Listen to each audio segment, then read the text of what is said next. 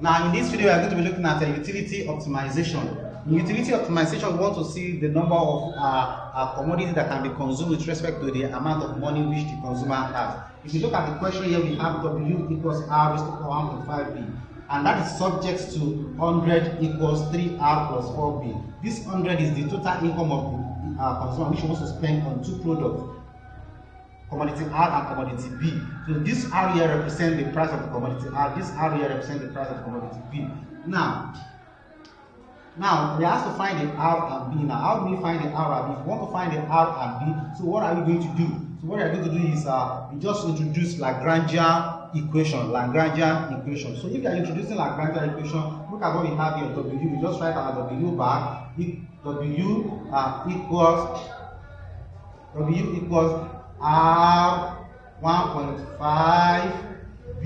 You can see that now plus this constraint lambda bracket, the constraint which is 100, then 3R will come into this equation to the sign change to minus, because if it is coming to this side to mean the 100, that's going to be minus 3R, then plus 4 here will come into the equation also to the left side now, so it becomes minus 4B.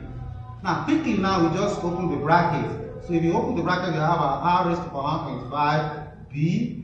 Plus times plus of this 100 will give you plus, then lambda times 100 will give you lambda 100, plus times minus of this will give you minus, lambda times 3R will give you lambda 3R, but again plus times minus will give you minus, lambda times 4 will give you lambda 4B. Now having done this, now the next thing is to differentiate with respect to the unknown number. Can you please tell me the number of unknown number we have here? How many unknown numbers we have here? How many unknown numbers? How many? 3. Good. We have B, we have R making 2, we have lambda making 3. You can see that is what we have here. Spread that out here. Now we have to differentiate with respect to R, we differentiate with respect to B, we differentiate with respect to lambda. So, but if you are differentiating here, like I want to differentiate with respect to R, and I say changing W with respect to changing R. I will not write this. I will just write WR. I want to differentiate with respect to B. I will not write change the W with respect to changing B. I will just write WB. That's what I will be using. Now, please take note of that. Now, if I want to differentiate with respect to R, now that is partial derivative. If you have not understood how to do partial derivative, please go back to our video on partial derivative. We've solved questions there. You can even consult some textbooks or some materials that can assist you on that. It's very, very important. Now, if you want to differentiate with respect to R, we'll be having 1.50 raised by 0.5. B, they want to differentiate with respect to R. No R here, R is there. We're having lambda 3, yes.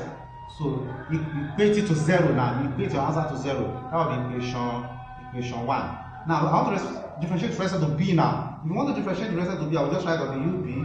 Then I'll be having R raised to power 1.5. Then B will go away. The B will go away. Then with respect to B again, I'll be having minus lambda 4. B will go away. Now, equate it to 0 again. That will be our equation 2. Then the last one, which is lambda, equation 3. That will be W lambda. Then I want to differentiate. Don't forget we are using this equation to differentiate. I want to differentiate with respect to lambda now. I want to differentiate with respect to lambda. Lambda is not here. Lambda is here. That will be 100. Lambda is here. I will have 3R.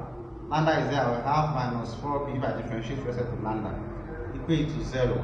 That will be equation 3, of course. Equation 3. Immediately you do this, you are almost there. So the next thing for us to do is just to take the first two equations, equation 1, equation 2, take them and equate it to each other. But while you are taking them, you must drop out the one of lambda, drop out this lambda 3, drop out this lambda 4. So I'll be having my 1.5.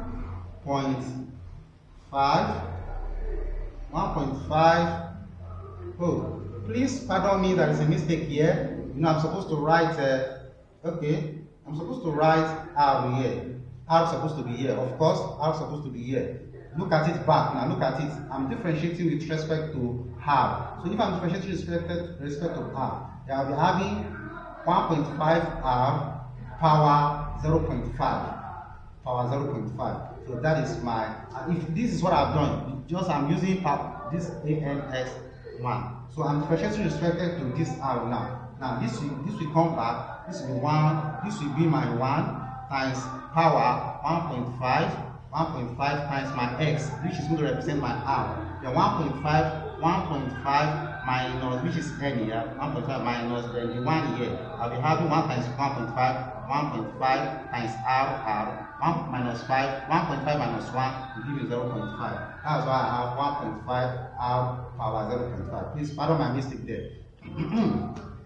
Now, having done that now, so I want to equate the first and the second. The first will now be 1.5 r is 0.5b equal, I've dropped out this lambda, then equals the second one, which is r1.5. Let's start from here now. So if you want to do this now, we just write 1.5 r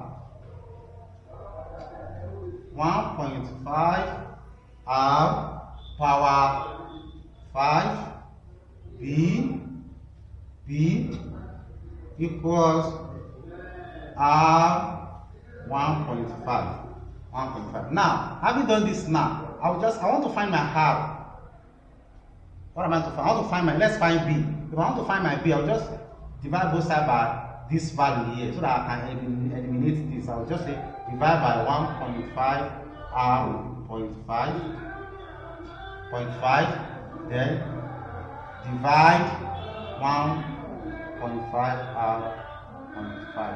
This will go away, this will go away. I will have my b equals, now this is 1, I can write this as r 1.5 divided by 1.5 r 0.5. So 1 divided by 1.5 will give me 0.6. Then 1.5 minus 0.5 will give me r1. So I don't need to write the 1. So my answer here, I just show you how to solve it. So my answer will definitely give me, my b will be 0.6 r. So 0.6 r. That's going to be my answer for B.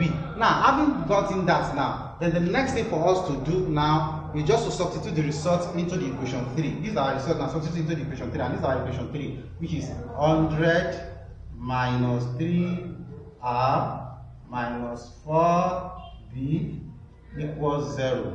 Now, so I'll be having my 100 minus 3r minus 4. I have my b to be 0.6 r equals 0. So if you do this very well, you'll be having your r. Your r will be equals, your r will be 18.52. That will be your r.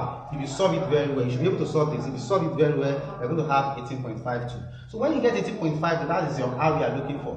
But we've not gotten our actual b here. So we now say, therefore, our b now, which is 0.6 r, so we can now say b equals 0.6. We know our r now. We know our actual r now, which is 18.52.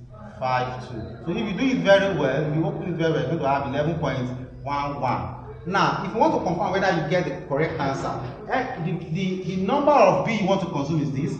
The number of r you want to consume is this, 18.52. For b, 11.11. That is the unit you want to consume. And the unit you want to consume must not, when you add it together, the price or the cost of that the unit you want to consume for the b and r must not exceed 100.